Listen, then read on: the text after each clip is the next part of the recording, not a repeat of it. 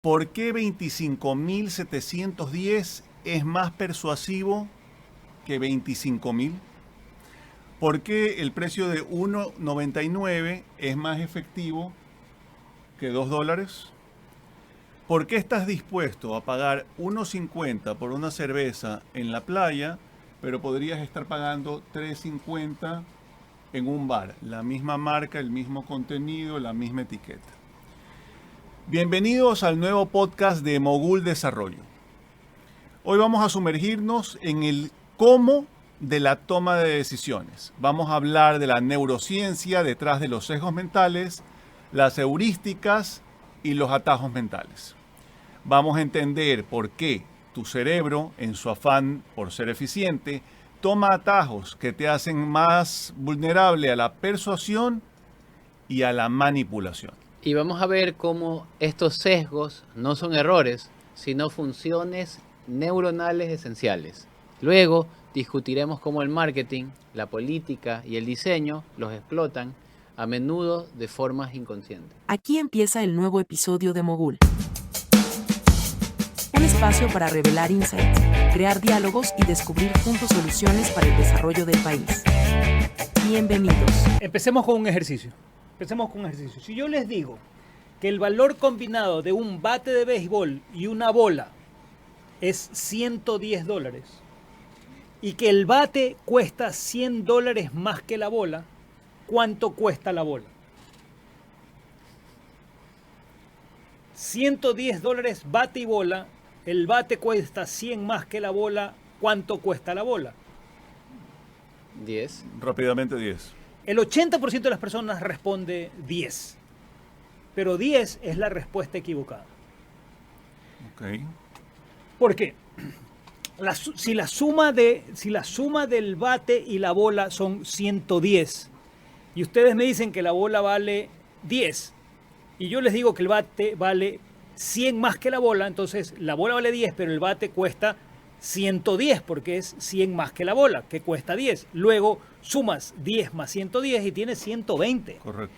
¿Cuál es el precio de la bola? $5. Porque cuando la bola, y esa es la respuesta correcta, cuando la bola cuesta $5 y el bate cuesta $100 más que la bola, es decir, 105, suma 105 y 5 y tienes el 110 de la respuesta inicial. Pero lo que yo hice fue anclar su cerebro en dos datos, 110 y 100. Y cuando les pregunté, bueno, ¿cuánto cuesta? Ustedes entendieron que la diferencia es la resta automática. Y tú dijiste en la serie de educación que no te gustaban los números. Es verdad. ¿Qué pasó aquí? Lo ¿Qué que pasó? pasó es que para Depp, en un libro fantástico que se llama The Buying Brain, el cerebro comprador, dice que el 99.9% de nuestras decisiones son subconscientes o automáticas. ¿Qué pasó aquí? Que tu cerebro recurrió a un atajo mental. Vio 110, vio 100 Okay. y vio cuál es la diferencia. Y el problema es que sucede siempre así. La toma de decisiones es generalmente intuitiva, rápida, impensada. Desde la ropa que vestimos, el colegio donde estudian nuestros hijos, el detergente que compramos, la comida que comemos y el candidato a quien le damos el voto. Volvamos a la pregunta que hacíamos al comienzo. ¿Por qué un número como 25.710 es mucho más persuasivo que un número redondito como 25.000? Esta pregunta nos lleva digamos que al corazón de uno de los sesgos cognitivos. La respuesta corta, el cerebro le gusta la precisión. Si yo te digo que en el firmamento hay 15 millones de estrellas, es menos creíble que si yo te digo que en el firmamento hay 15.318.449 estrellas. ¿Por qué? ¿Qué es lo que está pasando ahí? Cuando usas el 25.710 o el número exacto de estrellas, que es incorrecto, entre paréntesis, el cerebro asume dos cosas. Primero, que alguien ha hecho el cálculo riguroso, el cálculo detallado para llegar a esa cifra, porque a nadie se le ocurre que algo cueste 25.710 cuando pudiste haber puesto incluso 25.700, ¿no? 25.710 es muy preciso. Entonces, alguien tiene que haber hecho, para llegar a esa cifra, alguien tiene que haber hecho la tarea, lo cual implica en tu cerebro una suerte de de honestidad. Hay un trabajo detrás, significa que lo que me están diciendo debe ser cierto. Hay una honestidad en el valor. Y lo segundo es que esa cifra, 25.710, hace un cortocircuito en tu modelo de piloto automático. Una cosa es 25.000, puedes imaginar un 25.000, pero 25.710 te obliga a hacer una pausa y pensarlo. Te obliga a que prestes atención, exige más procesamiento y entonces la cifra es más memorable y eso se llama sesgo de anclaje. Okay. Un ejemplo clarísimo de sesgo de anclaje. Vamos a un restaurante y ves el menú y si es un restaurante, digamos que es un restaurante de buen nivel y ves el menú, lo primero que vas a ver arriba es el plato de menor valor. Y abajo vas a ver el plato de mayor valor. ¿Por qué lo hacen así? Porque como el de arriba, que es por donde empiezas a leer, nosotros leemos primero de arriba hacia abajo y de izquierda hacia derecha. El primer número que ves es el ancla. Todos los números que vienen a continuación los vas a comparar con eso. Así sea que el primero sea sándwich de queso, $5. Y el último sea Tomahawk, $100. ¿Qué hace tu cerebro? Compara 100 con 5. No importa que uno sea Tomahawk y otro sea sándwich de queso. Compara 100 con 5 y dice, no, el Tomahawk está muy caro, pero probablemente encuentre un Chateaubriand a 50. Y ese le parece un precio razonable. Sesgo de anclaje. Okay. Los números redondos parecen estimados y los números específicos muestran precisión. Señalan autoridad porque piensas que alguien hizo la tarea de llegar a ese número. Es un número más sólido, es un hecho más sólido. O sea, estamos hablando de un atajo mental y el cerebro, en vez de analizar el valor real, toma la ruta más rápida y el valor más preciso porque le da más sentido de autenticidad. Y si es específico, tiene que ser real. Okay. ¿Y por qué toma estos atajos? Porque, como decíamos en un programa anterior, tu cerebro recibe 11 millones de datos por segundo y solo procesa el 0,04% de ellos de manera que les presta atención. Y la ventana de atención que tenemos es de 8 segundos. Si tú no lograste la atención de alguien en 8 segundos, la perdiste. Entonces un número como los 25.710 es un número que te obliga a poner atención. Entonces, ¿por qué? Porque el cerebro no es una máquina que construya activamente la realidad. No solo la registra, sino que la va desarrollando, dice David Eagleman, neurocientífico, que tiene un libro fantástico. ¿Y cómo la crea? A través de modelos y a través de predicciones que lo que hacen es que ahorres energía. Vamos de nuevo a la historia de Lisa Feldman Barrett. Tu cerebro no está diseñado para pensar, tu cerebro está diseñado para que sobrevivas. Y para sobrevivir tú necesitas ahorrar energía. Tu cerebro consume el 25% de la energía del cuerpo. Si lo llevas a funcionar en automático, consume menos. Si lo llevas a pensar, consume más. Entonces, si de toda la energía que tienes acumulada en el cuerpo llevas al cerebro que todo el tiempo esté pensando, vas a tener una máquina que está consumiendo energía, que en el momento que se ve enfrentado a una amenaza no va a poder reaccionar porque la energía se la habrá consumido pensando. Por eso es cuando ves un perro que se te acerca con los dientes y que te está gruñendo y te ladra, tú no piensas en esos momentos, perro que ladra no muerde, no voy a correr. No, tú huyes. Porque estás actuando intuitivamente, has aprendido, de acuerdo a un modelo mental, has aprendido que ante una amenaza que tú no puedas enfrentar, tal vez lo mejor sea huir. Entonces, hay que entender, estos son ejemplos, digamos, de cómo el modelo nos engaña a nosotros mismos para ser mucho más rápido, para que cada estímulo lo puedas asimilar de manera mucho más rápida, ¿no? Y aquí podríamos hablar de Sistema 1 y Sistema 2 de Kahneman, que tú citaste en algún momento el libro de Thinking Fast and Slow, pero creo que después nos complicamos con ello. Sí, aunque en algún momento creo que lo vamos a tocar y valdría la pena muy versión X explicar el Sistema 1 y Sistema 2 de Kahneman. Hablando del tema de las predicciones, del ahorro de energía, que habla el libro 7,5 lecciones acerca del cerebro, que habla del Lisa estudio de la Feldman doctora Feldman. Bueno, esto desde la perspectiva del diseño y la comunicación visual es oro. El diseño visualmente preciso, un diseño limpio, una tipografía técnica, un packaging que detalla el origen, refuerza esa sensación de honestidad calculada. Si el relato de la marca es ciencia y eficiencia, el diseño debe evitar lo fluffy, lo banal y optar por lo estructurado. Esto se alinea con lo que dice Richard Shotton sobre cómo las marcas pueden hackear la mente humana usando la precisión. Volvamos al punto central. Si nuestro cerebro es tan eficiente, ¿cómo podemos visualizar esa toma de decisiones? Es decir, ¿cómo exactamente los sesgos mentales toman las decisiones por nosotros? A ver, usamos la metáfora, porque es una metáfora de sistema 1, sistema 2 de Kahneman. Expliquémoslo. Kahneman dice que en tu cerebro hay dos sistemas. El sistema 1 y la toma de decisiones es una competencia entre sistema 1 y sistema 2. El sistema 1 es un sistema rápido, intuitivo, inmediato, emocional. El sistema 2 es más bien lento, deliberado, lógico, pensado. Normalmente la mayoría de nuestras decisiones diarias están bajo el sistema 1. De hecho, nuestros sesgos son el resultado de operar en el sistema 1. El problema que tiene el marketing hoy es que trabaja para el sistema, desarrolla piezas para el sistema 2, pero la gente funciona sobre todo en el sistema 1. Otra historia. Volvamos. Me voy a desviar ligeramente. Sí. ¿Y cómo votamos?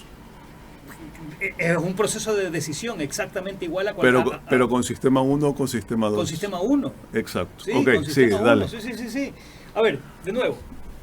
Si recibes 11 millones de bytes de información por segundo y solo procesas 40, la maquinaria tiene que encontrar formas de operar. Entonces, ¿cómo opera? Delega. ¿Y cómo delega? A través de estas heurísticas o de estos sesgos o de estos atajos mentales que aprendes con la experiencia. Entonces, el cerebro lo que ha aprendido con el tiempo es a utilizar toda esta información en data que sabe cuál coge y cuál desecha, ¿no? Por ejemplo, préstame tu teléfono. Digamos que yo quiero cambiar de teléfono y tengo estas dos opciones. Y están las dos opciones expuestas, pero una está expuesta de mejor manera, de manera más llamativa, con una tipografía mucho más legible, y a simple vista son los mismos. Yo, como consumidor, no me voy a poner a analizar las 50 características del uno y las 50 características del otro y luego compararlos. No, mi decisión es de carácter emocional. Después, ex post, racionalizo mi compra. Es que tenía 50 características que el otro no tiene. Pero eso es una decisión que haces después. Y ahí usas, por ejemplo, el sesgo de anclaje, el que ponía el ejemplo del restaurante, ¿no? De que la primera cifra que ves es la cifra con la que te quedas y todo lo demás lo vas a comparar con esa cifra. Eso es sesgo de anclaje. ¿Cuál es el primer precio que vi? ¿O cuál es el precio más? ¿Por qué ¿qué decías? 1.99, sí. ¿Por qué 1.99 funciona mejor que $2? De nuevo, porque cuando pones 1.99, hemos aprendido a leer los números, hemos aprendido que los números cuando los lees, los que tienen valor son los que van del 1 al 9 y que el 0 no vale nada, ¿correcto? Cuando tú pones 1.99 y al lado pones 2.00, el primer número que ves es el de la unidad, no ves el decimal. En el 1.99, ¿cuál es el primer número que tiene un valor en tu cerebro que ves? 1. El 9. 9. Llévalo a cientos. Una cosa que yo diga 199 y 200. Cuando yo hablo de 199, mi cerebro piensa en unidades, porque el primer número que ve, que tiene valor sobre la derecha, es el 9 del 199. Entonces yo subo o bajo en esa escala en unidades. O es 198 o es 200. Pero cuando uso el 200, el primer número que tiene un valor no es el 0 de unidades ni el 0 de decimales, es el 2. Y entonces el eje sobre el cual trabajo ya no son unidades ni decimales, sino que pienso en cientos. Es o 100 o 300. Es una manera de anclar tu cerebro a un dato particular. La otra forma es el sesgo de confirmación, del cual hemos hablado bastante, ¿no? ¿Cuál cuál es la información que reafirma mi creencia o mi relato favorito y sobre ese me acojo. O la heurística de afectividad, ¿no? ¿Qué marca me hace sentir más seguro o más tranquilo? O quién tiene el diseño más familiar o el diseño más nostálgico y voy a recurrir a ello. No hago un análisis pormenorizado de las características organolépticas de los productos. Las emociones mandan. El cerebro no decide en sentido lógico, simplemente valida el atajo mental o el atajo cognitivo que le generó menos esfuerzo al tomar la decisión. Para que tengan ustedes una idea, si uno mañana se inscribe solo a un gimnasio, las probabilidades de que siga los 3 meses que pagó anticipadamente son iguales a 20%. Pero si Nuno se inscribe en el mismo gimnasio con Gaby, Nuno y su pareja se inscriben el mismo día, las probabilidades de que hayan cumplido los 30 meses, los 30 días de la inscripción, cuando lo hicieron en pareja, son de un 60%. ¿Por qué? Porque tienes el peso del sesgo de la validación social. Me inscribí con ella y o ella me presiona o yo la presiono a ella, pero los dos cumplimos. Es el caso también de quienes hacen deporte en grupo, ¿no? Corredores, ciclistas, siempre necesitas estar en grupo porque debes ir cumpliendo las metas, claro, porque si no las cumples vas a quedar mal con el grupo. David Eagleman dice que las decisiones las tomas en el fondo, ¿no? en el backstage, a donde no tienes acceso. Y la lógica solo llega después para justificar la decisión que has tomado. Como decías, Rory Sutherland, el VP de Ogilvy Mundial, con la frase que lo resume todo también: la mente humana no funciona con lógica, así como un caballo no anda a gasolina. Y es por eso que en el diseño la primera impresión es tan vital. Si un diseño es confuso o genera fricción, el sistema 1 lo descarta de inmediato, incluso antes de que el sistema 2 pueda leer la letra pequeña. El diseño debe ser el flujo de coherencia que el cerebro pueda validar sin esfuerzo. Cuando un logo, un sitio web, se siente fácil de navegar, el sesgo de fluidez cognitiva entra en acción. Lo que es fácil para procesar se percibe como más verdadero y confiable. Amigable, claro. Amigable, user friendly. Usamos este sesgo para que el consumidor no tenga que pensar en si confía en la marca, simplemente lo siente. Ahora exploremos los sesgos más explotados en el marketing, ¿no? Citados por Robert Cialdini. El sesgo de autoridad y el sesgo de validación social, lo que hablábamos hace un momento. Ambos son atajos neuronales para ahorrar el esfuerzo de investigar y de decidir. Son claves para la supervivencia social. El sesgo de autoridad es la tendencia a atribuir mayor precisión o mayor credibilidad a la opinión de una figura de autoridad. Porque pensemos en el pasado, ¿no? Confiar en el chamán o en el líder de la tribu era vital, si no te podías morir en el pasado. Hoy ese sesgo se traduce en comprar lo que te recomienda el doctor. De hecho, hay un estudio interesantísimo. Cogieron a dos sujetos X, y les pusieron bata de doctor. Pero a uno le dieron un estetoscopio y a otro, con la misma bata de doctor, le dieron una brocha de pintor. Y los expusieron ante un grupo de sujetos que estaban siendo investigados. Y le dijeron, ok, de estos dos personajes con bata de doctor, el uno con estetoscopio y el otro con brocha, ¿a quién le cree usted? Y la gente dijo, no, yo le creo mucho más al del estetoscopio. Al doctor, el que está con estetoscopio. Cogieron esos dos personajes y les dijeron, ¿sabe qué? Ahora el que está con el estetoscopio que tenga la brocha, y el que tiene la brocha coge el estetoscopio. Y los llevaron a otro grupo de control. Y al otro grupo de gente les dijeron, bueno, de estas dos personajes con batas de doctor, pero el uno con estetoscopio y el otro con brocha, ¿a quién le cree más? Y recordemos que el que está hoy con brocha, el que está ahora con brocha era el doctor anterior y viceversa. Y la gente dijo, al doctor. Sesgo de autoridad típico.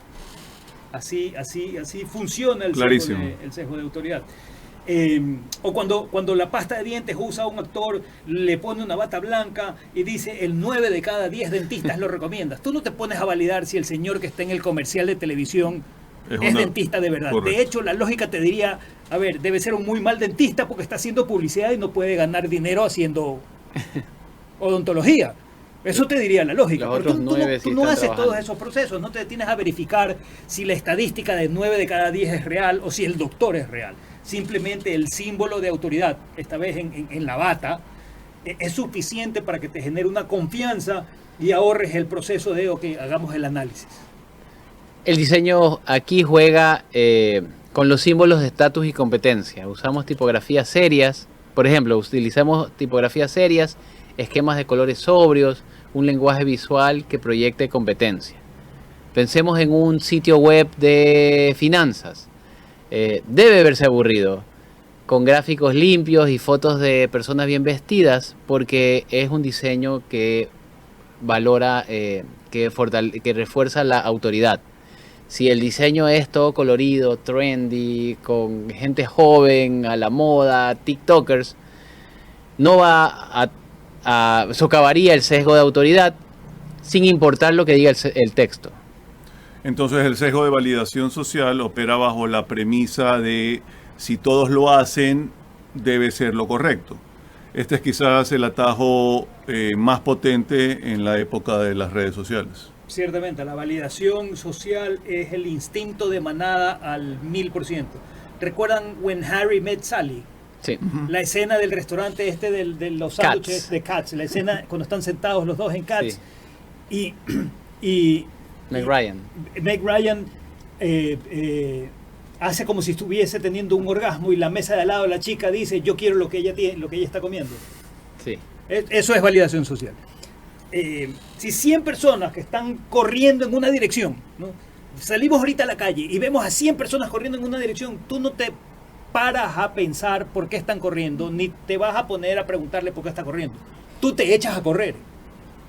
Instinto de manada, asumes que ellos tienen información que tú no tienes y que correr es la decisión más segura, ¿no? Cuando un sitio web te enseña el pop-up que te dice 25,000 personas compraron este producto, validación social.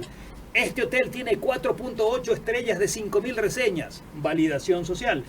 Tu cerebro lo que está haciendo es evitando todo el proceso de evaluar la calidad por sí mismo y delega esa validación a la multitud. Así funciona Amazon, los productos recomendados por Amazon. Claro. La masa es el experto.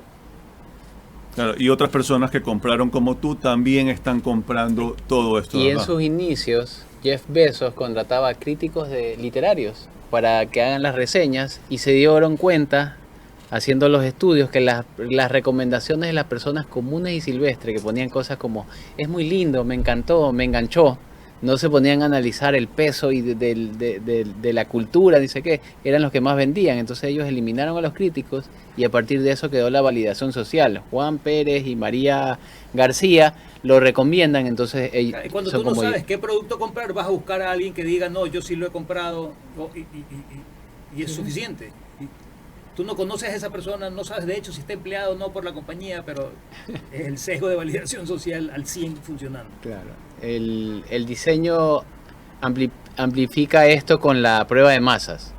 Se utilizan contadores grandes en los e-commerce para decir 500.000 descargas, 100.000 compras, reseñas destacadas con fotos de perfil, etiquetas del más vendido. La función de un diseñador es hacer que esa validación social no solo sea visible, sino irrefutable y emocionante. El color del botón, el lugar donde se encuentra la reseña, todo debe estar diseñado para que el cerebro haga la menor resistencia posible a la decisión que ya ha sido validada por miles. Eso se habla en un libro acerca de cómo se diseña los sitios web, Google, todo eso, que se llama Don't Make Me Think, no me hagas pensar. A ver, esto me lleva a otro sesgo crucial, que es la coherencia emocional. Tú, Andrés, escribiste en La Sociedad del Relato que dato no mata relato. ¿Cómo explica esto la neurociencia? Porque tu cerebro no reacciona al mundo, tu cerebro predice el mundo. Lo sostiene Lisa Feldman Barrett en un libro que se llama 7.5 Lessons About the Brain. Lo dice Andy Clark en un libro que se llama The Prediction Machine. Dice que tu cerebro es una máquina de predicción. Lo dice mismo David Eagleman en LifeWire. ¿Cómo funciona? El cerebro está constantemente generando digamos que una simulación, es como la Matrix, generando una simulación de la realidad basada en experiencias pasadas, en las emociones que te generaron las experiencias pasadas y los estímulos sensoriales, ¿verdad? Los que percibimos a través de ojos, nariz, boca, oído, tacto. Entonces, eso se llama top-down y entran los estímulos y los estímulos se van a ver confrontados con la predicción que tú haces de ese estímulo en particular y tu cerebro además va a haber hecho un análisis de probabilidad de que esa predicción sea la cierta. Si efectivamente es la correcta, no pasa nada. Pero si la predicción se contrapone a lo que sucedió en esos momentos, se los pongo de la siguiente manera. ¿Ustedes han caminado sobre fuego? No. No. Tú no caminas sobre fuego porque aprendes que acercarte al fuego te quema. Ujú. Yo he caminado sobre fuego. Y el proceso para caminar sobre fuego, el primer cambio que tienes que hacer para caminar sobre fuego es entender que el fuego tratado de cierta manera y tu cabeza utilizando una narrativa particular, puedes pisar sobre brasas ardientes. Es la mezcla de enfrentar lo que yo pensaba respecto al fuego, que me iba a quemar, y lo que mi cerebro estaba prediciendo, te vas a quemar, y entonces la primera fase, que lo hice con un experto en estos temas, Joaquín Ceballos, la primera fase fue cuando Joaquín me explicaba, no te vas a quemar, piensa que no te vas a quemar, camina tranquilo, no va a pasar nada, vas a estar bien. Entonces en el momento en que eliminas la creencia de me voy a quemar, abres la posibilidad de no quemarte. Cuando abres la posibilidad de quemarte, das el primer paso. Cuando das el primer paso y no te quemaste, das el siguiente y terminas de cruzar. Así funciona el cerebro. Al estímulo del fuego, tu cerebro dice, ok, te vas a quemar, va a pasar esto. Entonces, si te acercas y te quemas, el cerebro dice, ok, efectivamente, esto quema, no lo hagas. Pero si no te quema, tu cerebro se reprograma y dice, ok, en estas circunstancias no te quema, puedes seguir avanzando. Porque de nuevo, el cerebro no está diseñado para pensar, está diseñado para que sobrevivamos. Y tú no puedes sobrevivir en las llamas de la Inquisición, en las llamas del fuego, excepto en estas circunstancias. Entonces, cuando te enfrentas a un dato que contradice al relato interno, el relato que emocionalmente has aprehendido con H intermedia, por ejemplo, cuando un político que te gusta o una marca a la cual eres leal te dice algo en particular, tu cerebro de forma subconsciente va a buscar la coherencia entre lo que te dice la marca y lo que tú crees. Y entonces, si hay coherencia, votas o compras. Si no hay coherencia, rechazas. Ok. Wow. Y en el diseño, esto se traduce en la fidelidad al sentimiento. Si un diseño de envase evoca nostalgia y tradición, el consumidor no va a buscar ingredientes en la etiqueta. El diseño ya ha validado el relato de que es mejor y es más auténtico. Si un diseño es inconsistente con el relato emocional, un packaging lujoso para un producto barato y de baja calidad, el cerebro detecta la disonancia y anula el efecto persuasivo. El diseño debe ser el escudo protector y amplificación de la emoción. Lisa Feldman Barrett dice que nuestras emociones son constructos del cerebro, ¿no? que nos ayudan a dar sentido a las sensaciones. De hecho, hay toda una teoría de que las emociones vienen primero, pero es otra historia. Pero digamos que un relato, una narrativa, te dispara una emoción fuerte como miedo o como esperanza. Ese miedo o esa esperanza, incluso si el relato es falso, es una realidad en tu cerebro. Estás viendo una película y ves que estás viendo una película épica y ves que atacan al protagonista. Tú no te pones a pensar, a ver, él no se puede morir porque es el protagonista y tiene que llegar hasta el final y estás recién en el inicio de la película. Tú te pones a pensar cuáles son las probabilidades que tiene de supervivencia y luego ves que aparece un caballo que viene corriendo con su espada y te levanta la esperanza. Tú dices, este man se va a salvar. Y es una película, pero tu cerebro está metido en ella. O pongámoslo en el mundo práctico, ¿no? Lo que decía Nuno del diseño. Pagaría $5 por un helado de chocolate en un envase genérico, un envase en blanco. Y la respuesta probablemente es no. Un vasito de helado vale $2, sobre todo en un empaque que no dice nada. Pero probablemente sí estás dispuesto a pagar $5 por el mismo helado de chocolate en un envase que diga Häagen-Dazs. Y Häagen-Dazs es un nombre inventado. Además, Suena y no es alemán. Suena alemán, pero no es alemán. Norteamericano. Sí. Esto se relaciona con lo que el filósofo cognitivo Andy Clark llama la mente extendida. Nuestra cognición no reside solo dentro del cráneo, se extiende hacia el entorno y las herramientas que usamos. Podríamos decir que los relatos y los símbolos visuales son extensiones cognitivas que alivian la carga del trabajo del cerebro. El relato, el branding, el diseño, el precio, sí, son como artefactos cognitivos. Tú no te pones a analizar detalles de Nike o de Apple porque el logo y el relato ya te cuentan de qué va el tema, ¿no? Y el cerebro utiliza esa imagen como un atajo para la toma de decisiones. Quienes son seguidores de esta marca de aquí, sabemos que esta manzanita significa muchísimo, ¿no? Significa think different, significa innovación. No te lo tienen que estar constantemente contando, ¿no? Va por ahí. En lugar de...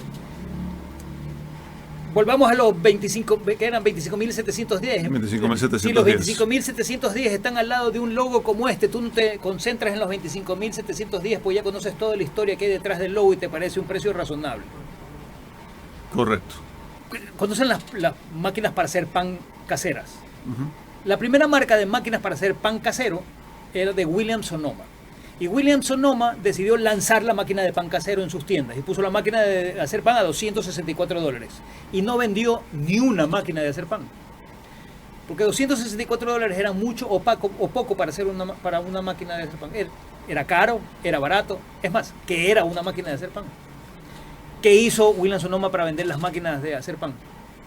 Al lado de la primera máquina de $264, puso otra máquina en $326, otra máquina para hacer pan.